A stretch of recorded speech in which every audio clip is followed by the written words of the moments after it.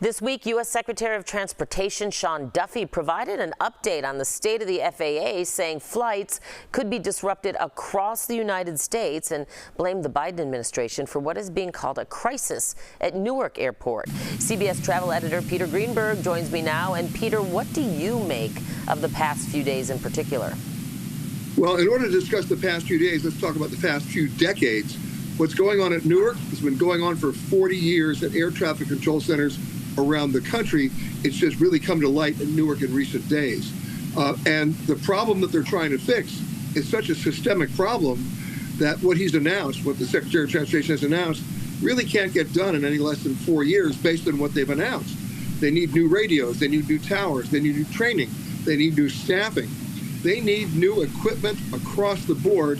But the problem, Dana, is the federal procurement rules. The procurement rules mean that by the time you say, here's the next generation of equipment that we need, and it goes through the review process and the authorization process and the accounting process and then the implementation of it by ordering it and then waiting for it to be delivered, by the time you actually install that equipment, it's old generation. And this has been going on for decades. They have to change it at the root or nothing's going to get changed. Now, the other thing you talked about, flight disruptions, count on it another way. They haven't announced it yet, but I'm telling you right now, the only way it's going to work this summer is the FAA is going to have to impose mandatory flight restrictions, meaning the number of planes in the air at any one time, especially along the Northeast corridor, is going to have to be reduced.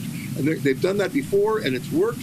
It hasn't really helped the airlines a lot, especially during the busy summer months, but they're not left with much of a choice based on the staffing levels at the air traffic control center. So look for that to happen in the next couple of weeks. And, you know, I was no economist, but if supply decreases and demand increases, that means prices will probably go up too, right? That's right. And that's exactly what's going to happen, especially given the fact that a lot of Americans may not be traveling overseas this summer because of their worries about the tariff wars or the trade wars or immigration policy. 2025 is shaping up as the year of domestic tourism in the U.S. within the 48 continental U.S. states. You can even throw in Alaska on that. And as a result, that's where you're going to see airfares go up, number one. And number two, watch those gas prices, because it could be the road trip that gets hurt if the gas prices go up as well. Yeah, that's a good point. Despite all this chaos, United CEO, though, is optimistic about finally fixing FAA. Do you agree with that? And also, can you talk at all about the impact these DOGE cuts to the FAA might be having on all of this? Well, I have no idea why Scott Kirby is optimistic about this. We have to look at the history here. Unless you go to the root causes of the FAA's original mandate from Congress, you get Congress on board to authorize the money in a bipartisan way. Remember, air traffic control is not blue or red state. If a plane is delayed, it affects Republicans and Democrats. If a plane is canceled, it affects Republicans and Democrats. If you don't fix the root problem, you can be as optimistic as you want, but you're delusional. You've got to go to the root problem of how the FAA is structured. Fix that, get Congress on board, you got a shot. But are these cuts impacting any of this so-called crisis at all? No, not in the short term. But in the long term, you bet.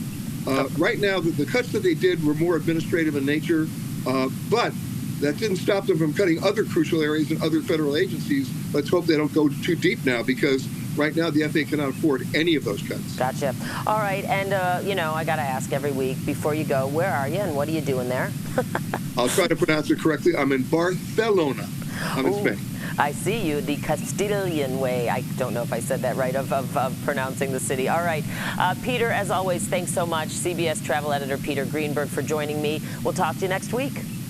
You got it.